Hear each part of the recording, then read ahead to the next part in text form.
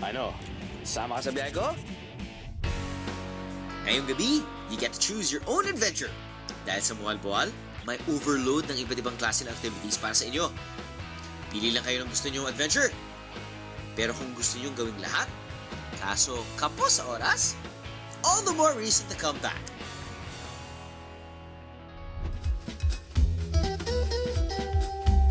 Look for a place to stay? Marami na sa Mualboal.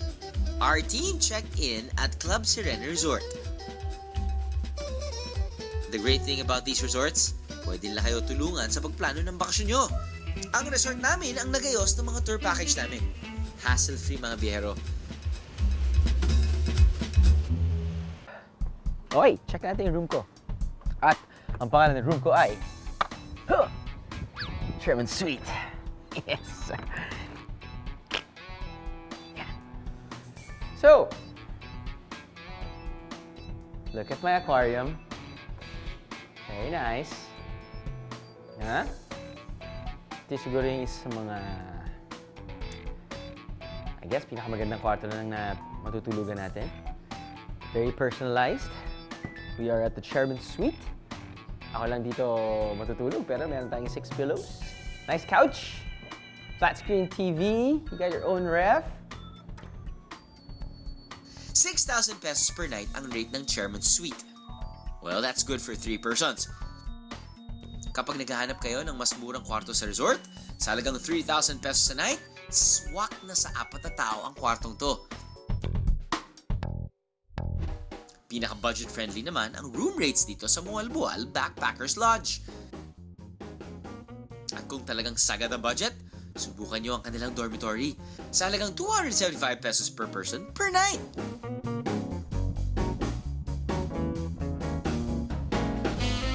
Tandaan lang na shared ang mga bathroom dito sa Mualboal Backpackers Lodge. Nice bathroom. Ting lababo. Dito ako maliligo. Eto! Dito pala ako maliligo! Actually, hindi. Dito ako maliligo. For all the world to see. Maliligo ka nakabad. Duh, syempre. Pero nasa outdoor ka. Diba? Kakaiba din eh. Kakaibang thrill. But yeah. Would you take a shower with this? Pagising sa umaga or kahit hindi sa umaga, lalabas ka ng kwarto mo at may sarili kang pool. Pwede ka pa mag-laps. I am liking Mualboal. It starts with a resort.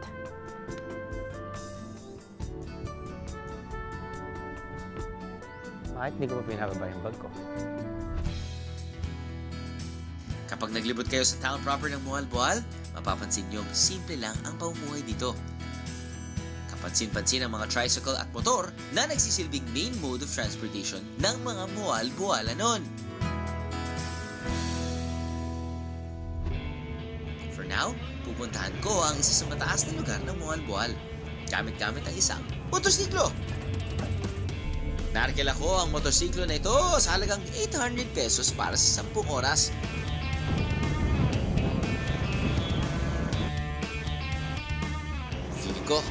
I'm in an action movie. That's right. That's really me, mga biyero. Walang stunt double to, chow.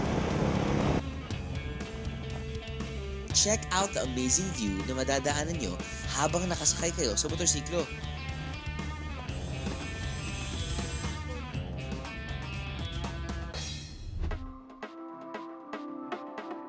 Kapag ibang klaseng exploring naman ang gusto nyo, why not try caving?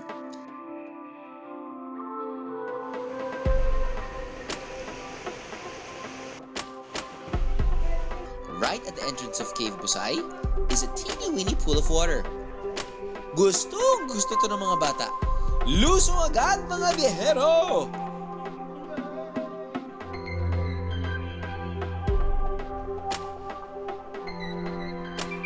Ang entrance fee sa Cave Busay ay 12 pesos and 50 centavos para sa mga locals at 25 pesos naman para sa mga foreigner.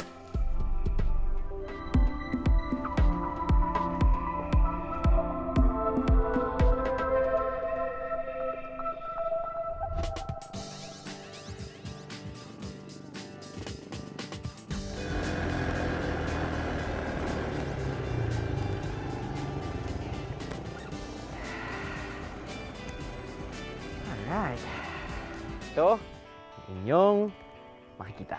Ito yung sasalubong sa inyo. After roughly nearly 1 hour, around 50 minutes, ito yung nakikita natin. That's the whole of Moalboal. Kung ano expect nyo dito, probinsya. You know? Pag probinsya, tahimik. Ano pa kailamanan? Mga tao nakamotorsiklo, naglalakad, may mga manok, may baboy, may actually ahas na maliit. So, kalabaw tayo pababa. That's the next adventure. That's 2 hours.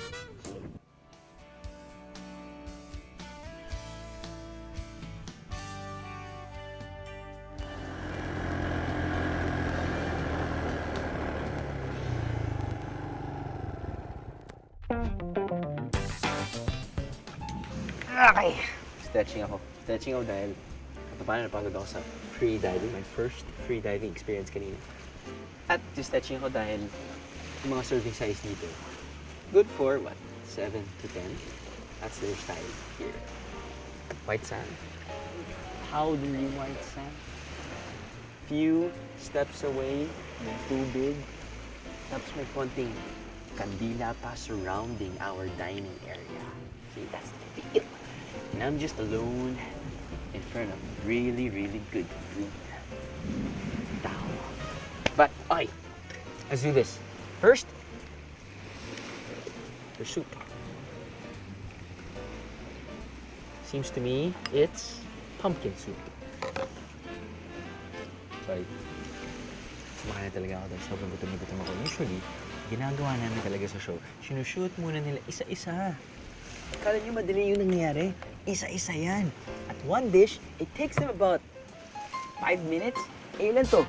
1, 2, 3, 4, 5, 6, 7. Ilan na yan, Chong? Pagkain na namin, o pagkakain ko, may ulcer na. Oh no! Pero okay na. I'm doing this for you. Because you love me. Okay na. Okay na. Okay na. Buhay na yung tiyan ko. So, tirahin natin yung mga specialty nila. Ito yung tinatawag nilang CSR. The Corporate Social Responsibility. Ito ay ang kanilang Club Serena Resort Special Salad. You got your grapes, candied walnuts, your mangoes, cherry tomatoes, you've got your broccoli, pepino.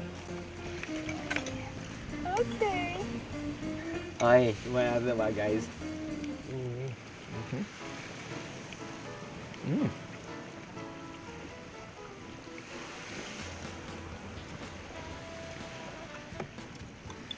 I'm a sucker for salad anyway.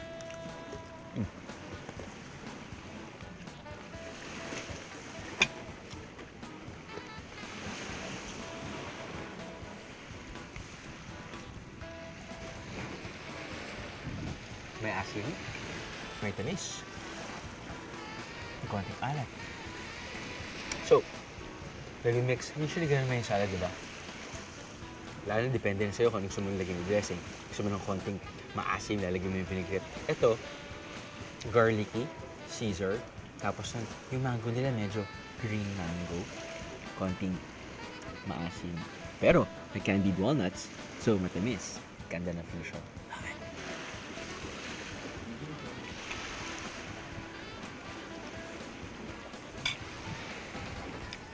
Wala nang poise. Gutom na ako eh. Okay. Alright. Gutom na kasi mga samahan ko. Magayon sila, bilisan mo na. Subukan mo na yung mga ibang pagkain. No problem. Okay. No. Dito sa Moalboal, ito yung version ng kanilang dilis. Ito yung tinatawag na malugkas. Ang malugkas ay fried at kinakamay. Hi there, fishy.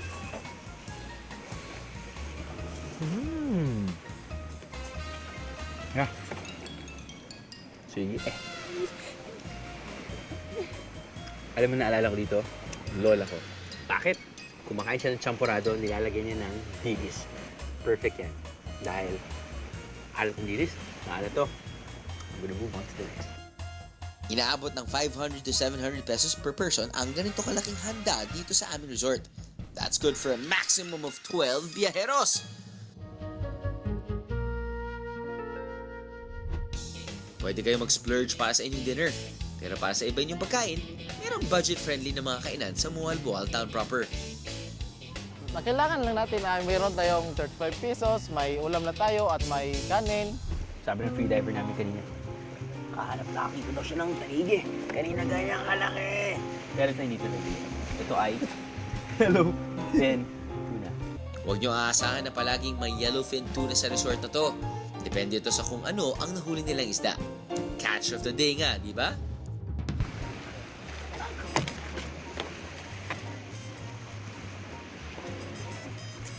Sobrang nasanay tayo kumain ng tuna sa can, no?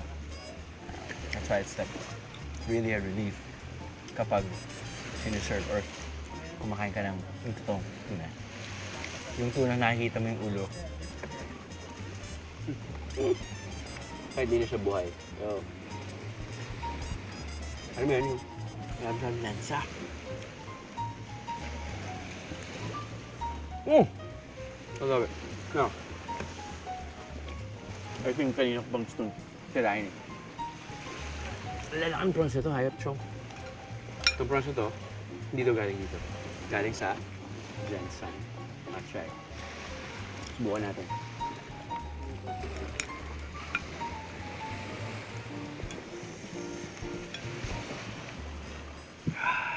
There's something about grilled prawns.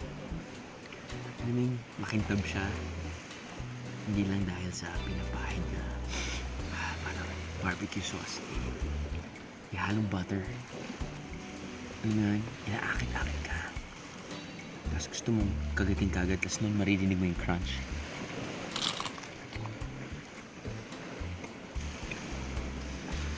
Tapos na matitikman mo yung charcoal. Yung inihaw ba na lasa. Now, sa akin namin pagkain, pwede ko tawagin ang aking grupo. I love them. Come on, boys. Good food, good ambiance, good company. Ano ba ang hahanapin nyo to end the fulfilling day sa Boal? So, get on to the middle. Palagi na lang ako ma-aksyon! Your bihera needs to relax too. You know?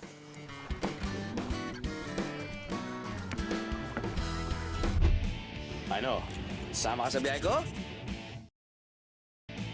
Ano? Sama ka sa biyahe ko?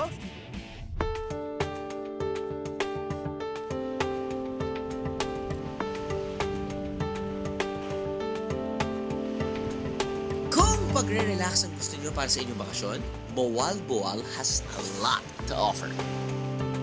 Take your pick between two of its prided beaches.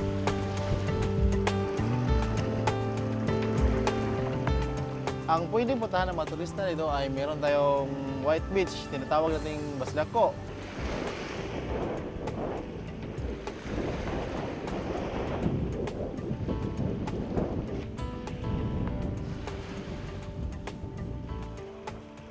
In local speak, ang ibig sabihin ng basdako ay buhanging malaki. Ang makita doon sa White Beach ay white sand. Marami doong maliligo sa beach kasi maputi-puting beach. Kung ang White Beach ay nasa Basdako, ang Basdako, ang panagsama na ng Basdiot.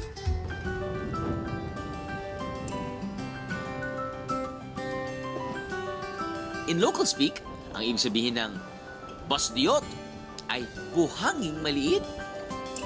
Ang Panagsama Beach naman, paborito ng mga dayuhang turista. I heard about Malbual and learned how to say it properly, I hope, just maybe 2 days ago. Oh, people here is really amazing. They're always like, wherever I go, they're always like, hello, hello, how are you? They even know my name. I don't know how they find out though. Dito rin kayo pwedeng mamili ng mga pasalubong.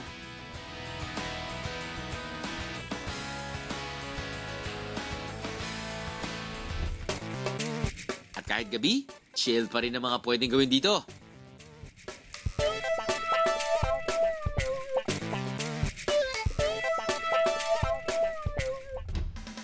Para simulan ang pangalawang araw ko sa Bohal-Bohal, kailangan ko ng isang adventure na nakaka-relax.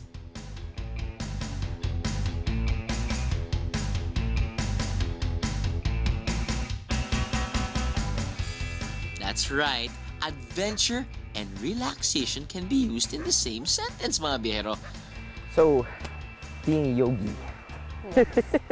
Ay, you teach yoga? Yes. How long have you been teaching yoga? I've been teaching for less than a year, almost a year already. Almost but a I've year. been practicing for 2 years already. For 2 years na. Yeah. And usually, you teach in Cebu. I mean, like, In the downtown, city. Right. in the city. Yes. And then sometimes, for special groups lang, and if ever you're here with your hubby, you can have yung special classes. Yeah, and for whoever's willing. For beginners like me, Okay. is it hard to do yoga, and why do yoga? Well, for beginners, like there's a lot of misconceptions for beginners. They think that yoga is just all about stretching. Isn't that all about Yeah. stretching? Although yes, you do stretch a lot. Yoga is really more about breathing. So Breathing. it's a breathing practice. So when we do it on the beach, it's more of like for fun. Kagaya ng ibang adventure natin, importante rin mag-warm up bago subukan ang paddleboard yoga.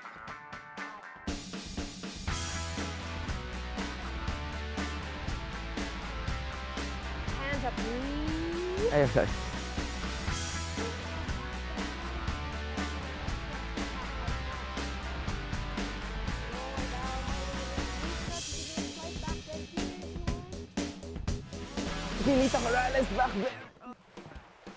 Now that I'm all warmed up, it's time to get into the water.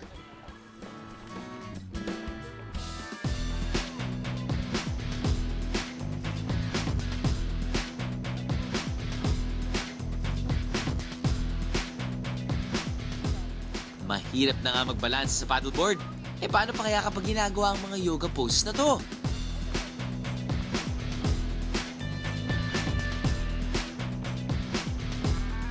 Tip ng aking instructor na si Rika, kailangan ko lang mag-focus sa aking paghinga.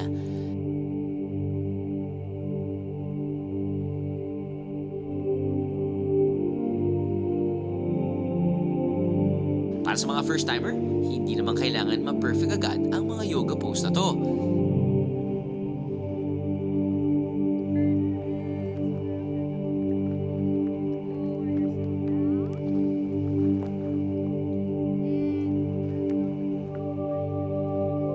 Para sa paddleboard yoga, inaabot ng 1,500 pesos ang isang session kada tao. Kasama na rito ang isa pang oras na pwedeng gamitin ang paddleboard. But if you'd like to try out yoga without the paddleboard, Club Sirena Resort also offers sessions. Para sa one-on-one session, 500 pesos per person ang rate. Pero kung marami kayo katulad ng biyahe team, 200 pesos lang ang kailangan bayaran ng bawat tao. Kasama na rin dyan ang renta ng yoga mat. Come up, lift the hands up, warrior one. Exhale, twist to the right, open. Stretch those muscles, biyahe team!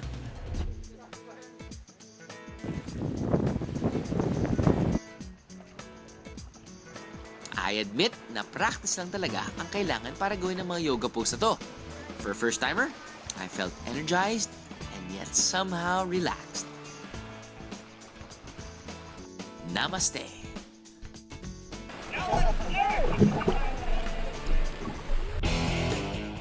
Speechless. There are no words for what's coming next. Ano? Sama ka sa biyahe ko? Ano? Sama ka sa biyahe ko? Sa Badyan, nakatabing munisipyo ng Bohal-Bohal, matatagpuan ang isang absolutely adrenaline-pumping adventure. Canyoning o canyoneering ang tawag sa susubukan namin dito. Why canyoning? I'll tell you in a while. Kailangan makita nyo ang awesomeness nito to get what I mean. nagsimula sa isang maikli at madaling trekking ang aming adventure. Tapos, lumusong na kami sa Matutinaw River. Pero patikim pa lang to mga biyero.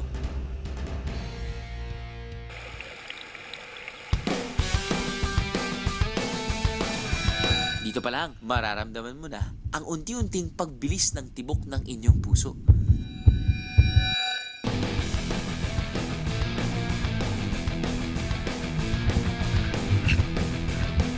Now, for all you female biheros out there, check out our producer and researcher. Kung kaya nila, kaya niyo rin to.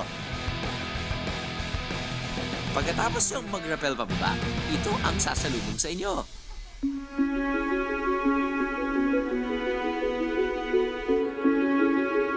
Thus, the term canyoning or canyoneering, para sa adventure na to, literal na dadaan kayo sa gitna ng isang kanyon o sa gitna ng isang sabak. Hindi na ako makapaghintay mga biyero. I just have to jump into the clear waters below.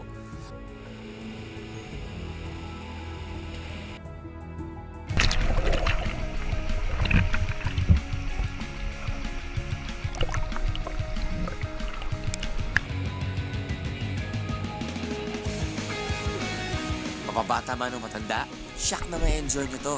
Tingnan nyo na lang ang BND staff. I've never seen them so happy.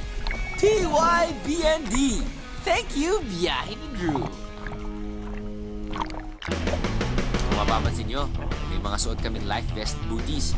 Kung meron kayong sariling gear like me, go ahead and wear them. Kung wala, huwag kayong mag-alala. Your tour operator can provide you the proper footwear. 6 na tao bumubuo sa Biyahe ni Drew team. Lumalabas na 2,050 pesos per person ang halagaan ng canyoning package na nakuha namin. Kasama na rin sa bayad ang tour guide, safety gear at transportation papunta sa starting point. I therefore conclude, para mas makamura, ang tagline lang dyan ay the more, the merrier.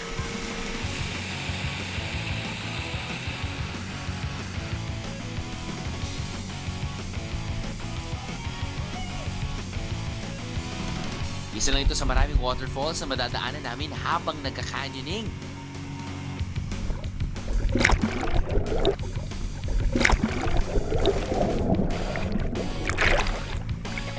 I jump! Biyahe team jumps! There's no turning back mga biyero.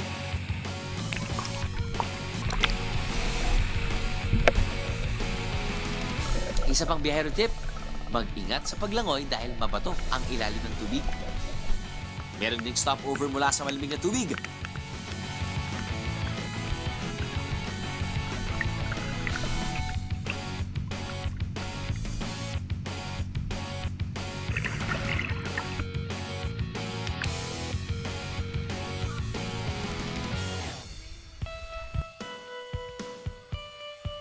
Akalain nyo, may konting spelunking pa kaming nagawa rito.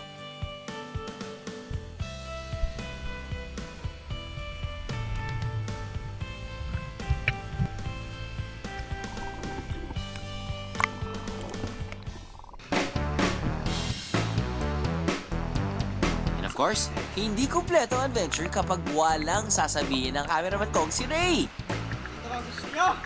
Ha? Iwan ko lang sa kanya kung gusto niya. So basically, this adventure is jump after jump after jump.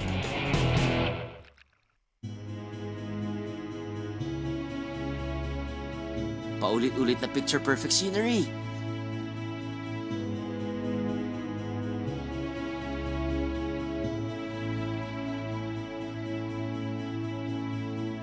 Pwede kayong lumangoy, mag-floating, o maglaro sa malilim ng tubig. And you repeat all of the above.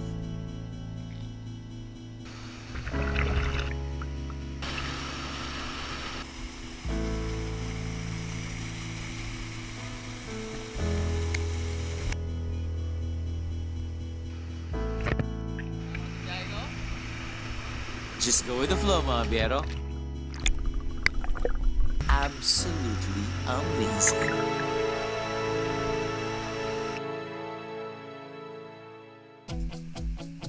Inabot kami ng halos 4 na oras para matapos ang canyoning sa Matutino River. Natapos kami sa pinakamataas ng talon ng Kawasan Falls.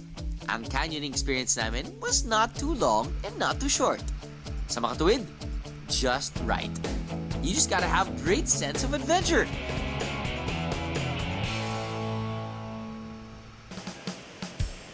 Pero kung gusto nyo lang ay marating ang Kawasan Falls, hindi nyo naman kailangan mag-canyoning. Hindi yan swimming pool mga bihero. Ganyan talaga kalinaw ang tubig sa Kawasan Falls. Para ma-enjoy nyo ang linaw ng tubig while canyoning o di kaya ay makita lang ang Kawasan Falls, best time to go is during the summer months.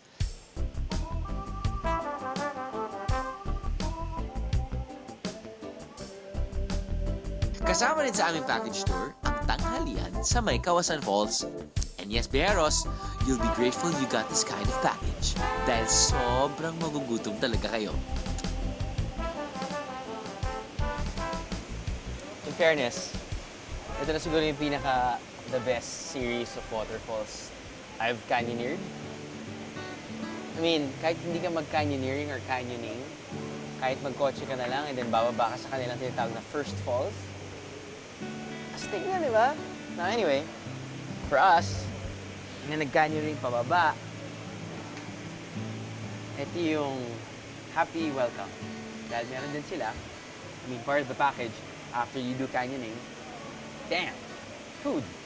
Sakto dahil 3 hours worth of just walking, swimming, you know, falling. Medyo nakakagutom din yun, nakakauhaw. So at least, meron silang mga inihaw na pagkain, inihaw na pusit, inihaw na manok, inihaw na baboy, inihaw na isda, inihaw na mangga. At sara, puso. Manginatay natin. Tirahin na natin to.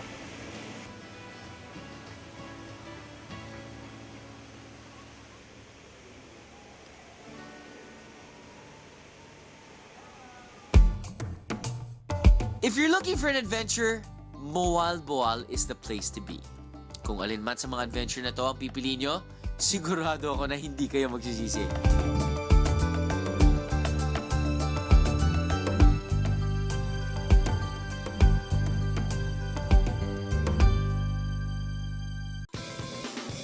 Sa susunod na linggo, it's an extraordinary episode. Mga never-before-seen clips ng inyong biyero mula sa mga nakaraan naming destinasyon. You think you've seen it all? Baka nagkakamali kayo. Dahil, minsan, meron kami mga eksena na hindi namin pinapalabas at pinapakita namin sa inyo. Dahil kuminsan, yung isang oras, medyo kulang yun para ipakita namin sa inyo, ibahagi namin sa inyo yung na-experience ko kapag pumupunta kami sa isang lugar, probinsya or bansa. Kinumpile namin lahat ng mga deleted scenes o yung mga scenes na hindi namin sinama sa particular episode na. Okay, may face na pala na green shirt. Matitikmo mo na. Okay. Approved! Meron tayong fishball stand. Sila meron silang dim sum stand. Ugh! Sinipin ko yun. Okay, lagyan natin yung peanut butter sa buko tart.